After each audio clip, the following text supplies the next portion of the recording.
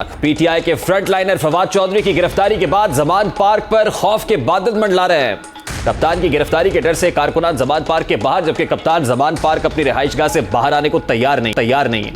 गिरफ्तारी, पकड़ धकड़, मुकदमात और बंद गली से निकालने के लिए सदर मुमलिकत डॉक्टर आरिफ अलवी को पुकारा जा रहा है। गुज़श्ता रोज शीरी मजारी ने आरिफ अलवी से खामोशी तोड़कर अपना किरदार अदा करने का मुतालबा किया, जिसके चंद घंटों बाद आरिफ अलवी की इमरान खान से 2 मुलाकातें हो चुकी हैं। इन मुलाकातों का आरिफ अलवी सहाफियों से बातचीत में बता रहे हैं कि इमरान खान की गिरफ्तारी पर मजीद हालात खराब होंगे, ऐसा नहीं होना चाहिए क्योंकि शदीद अवामी रद्द-ए-अमल आएगा। उन्होंने कहा कि फवाद चौधरी के मामले पर पार्टी ने मुझसे कोई बात नहीं की, उन्हें जिस तरह हथकड़ियां लगाई गई शर्म आनी चाहिए। सदर अलवी ने कहा कि सियासी मैदान में हुकूमत की जानिब से 1.5 माह में मुज़ाकरात की कोई पेशरफ्त नहीं की गई। इस वक्त किसी सतह पर मुज़ाकरात नहीं हो रहा है। इमरान खान मुज़ाकरात से इनकारी नहीं है। मैं इसका जिम्मेदार हुकूमत को समझता हूं। उन्होंने कहा कि मेरा इस्टेब्लिशमेंट से कोई राब्ता नहीं है। मेरा ख्याल था कि लोग मुज़ाकरात के लिए बैठ जाएंगे। फौज कह चुकी कि वो सियासत में दखलंदाजी नहीं चाहती। इस वक्त मुल्क को ज़रूरत है कि लोग बैठ कर बात करें। सियासतदानों को खुद इस खला को पुर करना होगा। सदर मुमलिकत ने कहा कि कबल इस वक्त नहीं तो इलेक्शन ही पर बात कर लें। यहाँ सवाल यह है कि पीटीआई के बुरे दिन क्यों आए हुए हैं, आसमान से गिरे खजूर में कैसे अटके हुए हैं। कल तक सियासी मुखालिफिन को ना बख्शने वाले आज किस तरह खुद गिरफ्तारियों से बचने के लिए कभी पुलिस की गाड़ियों के सामने आकर कार सरकार में मुदाखलत कर रहे हैं, तो कभी दीवारें फलांग रहे हैं। कौन है जो पीटीआई और इमरान खान को बंद गली में ले आया?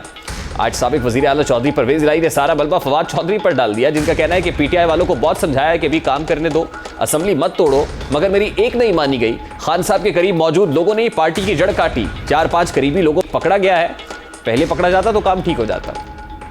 बस वो सिरू लै गए सारी पार्टी में। और मैंने कहा था कि यार आपको 25 मई याद है, आपने ज़रूर दोबारा बार आजमाना है, जो आजमाए हुए हों तो इस तरह नहीं करते। और 3-4 बंदों की वजह से, एक तो बेचारा मैंने वो बड़ा अफसोस है, कभी पहला फड़िया जाता तो असी साडा काम ठीक हो जाना कि यही लोग जी हुणे तरोड़ो हुण किथे हो भाई। इन लोगों ने गलत गाइड किया और आज देखे जो हालात, कुछ भी नहीं है। आज भी ठीक है। खान साहब आज भी पाकिस्तान के सबसे पॉपुलर लीडर है। परवेज इलाही बार कह रहे थे असेंबलीज डिसॉल्व ना करें, मगर असेंबलीज डिसॉल्व करने के बाद अब पाकिस्तान तहरीक इंसाफ को किस तरह के वक्त का सामना करना पड़ रहा है, शायद इदराक हो रहा है। और ये इदराक कराने की कोशिश खुद साबिक वज़ीर आला चौधरी परवेज इलाही कर रहे हैं कि मैं उस वक्त कहता था कि असेंबलीज डिसॉल्व ना करें, लेकिन आपने खुद अपने पांव पर कुल्हाड़ी मारी है। सिर्फ परवेज इलाही नहीं, बल्कि पीटीआई और इमरान खान के चाहने वाले पहले भी इमरान खान को खबरदार कर चुके हैं कि उनके इर्द गिर्द कुछ ऐसे लोग मौजूद हैं जो उन्हें गलत मशवरे दे रहे हैं, और इन गलत मशवरों से पार्टी और इमरान खान का नुकसान कराना मकसूद है।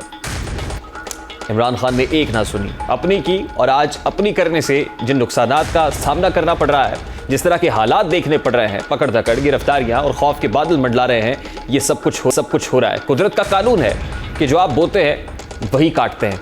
जो आज किसी दूसरे से करेंगे वही कल आपको भुगतना पड़ेगा। अपने दौरे हुकूमत में इमरान खान ने अपने सियासी मुखालिफिन को चुन कर झूठे मुकदमात में सलाखों के पीछे धकेला।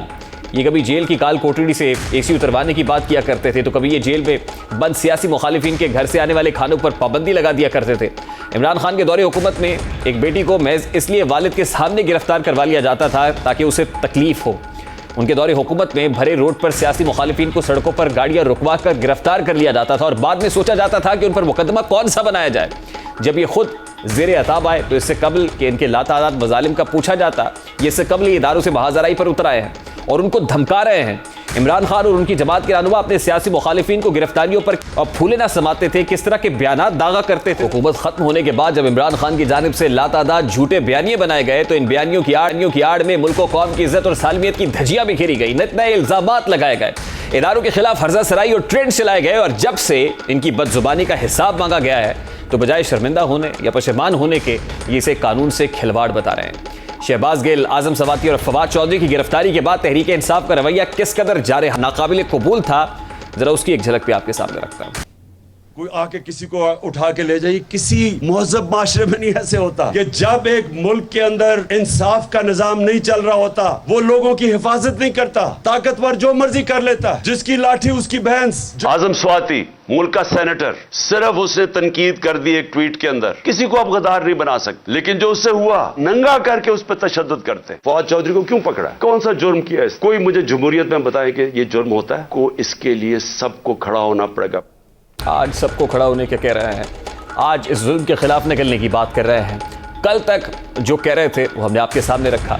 अपने मुखालिफिन को चुन चुन कर उन पर इल्ज़ाम, सिर्फ इल्ज़ाम भी नहीं लगता था, उनको उठा लिया जाता था।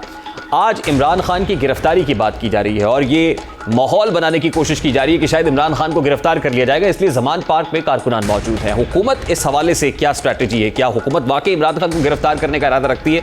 आज लीगी रहनुमा जावेद लतीफ ने भी इस पर बात की है।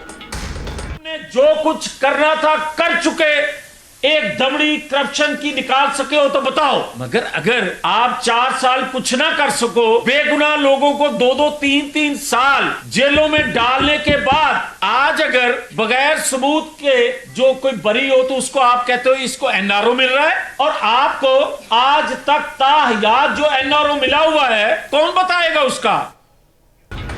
अब लीगी रहनुमा इस हवाले से अपने ऊपर होने वाले मजालिम का जिक्र कर रहा है कि पाकिस्तान तहरीक इंसाफ के दौर में पाकिस्तान मुस्लिम लीग नून के साथ क्या हुआ, पीपल्स पार्टी के साथ यानी इमरान खान के सियासी मुखालिफिन को चुन चुन कर नहीं बख्शा गया।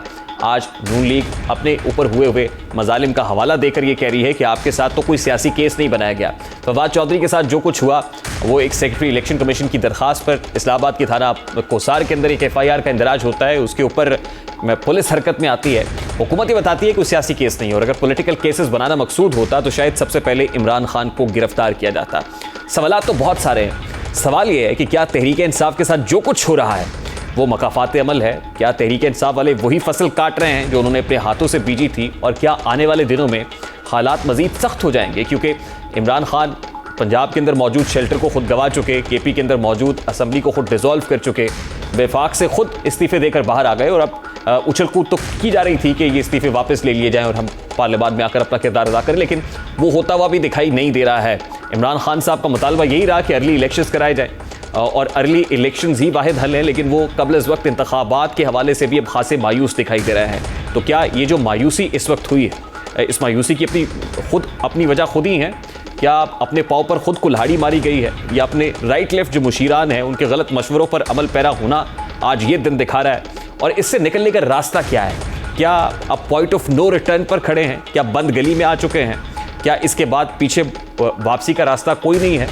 क्योंकि इमरान खान साहब से उस वक्त की अपोजिशन बार बार कहती थी कि हम चार्टर ऑफ इकोनॉमी करते हैं, बैठकर बात करते हैं। हुकूमत में आने के बाद भी मुसलसल ये कहा जाता रहा कि हमें बैठकर बात करनी चाहिए, लेकिन अब यूं दिखाई देता है कि इमरान खान ने जब अपनी सारी मर्जियां चला ली हैं, सब कुछ अपनी मर्जी और मंशा के मुताबिक कर लिया है, कोई रास्ता दिखाई नहीं देता है बाहर निकलने का, तो अब हुकूमत से सदर ममलिकत के थ्रू ये कहा जा रहा है कि बैठें, बातचीत करें, मामलात को आगे लेकर चलें। बारकैफ अगर वाकई मामलात को आगे लेकर चलना है, और इस वक्त जो इकोनॉमिक टर्मोइल भी है वो पॉलिटिकल स्टेबिलिटी के साथ जुड़ा हुआ है, तो बैठना तो पड़ेगा ही। लेकिन सवाल ये है कि दोनों तरफ से क्या फ्लेक्सिबिलिटी का मुजाहरा किया जाएगा? क्या हुकूमत भी अपनी अना और ज़िद छोड़ देगी, बैठेगी? क्योंकि हुकूमत का स्टांस इस वक्त ये है कि पहले जब हमने ये कहा तो ये अपनी टर्म्स के ऊपर थे, लेकिन अब सूरत हाल क्या होने जा रही है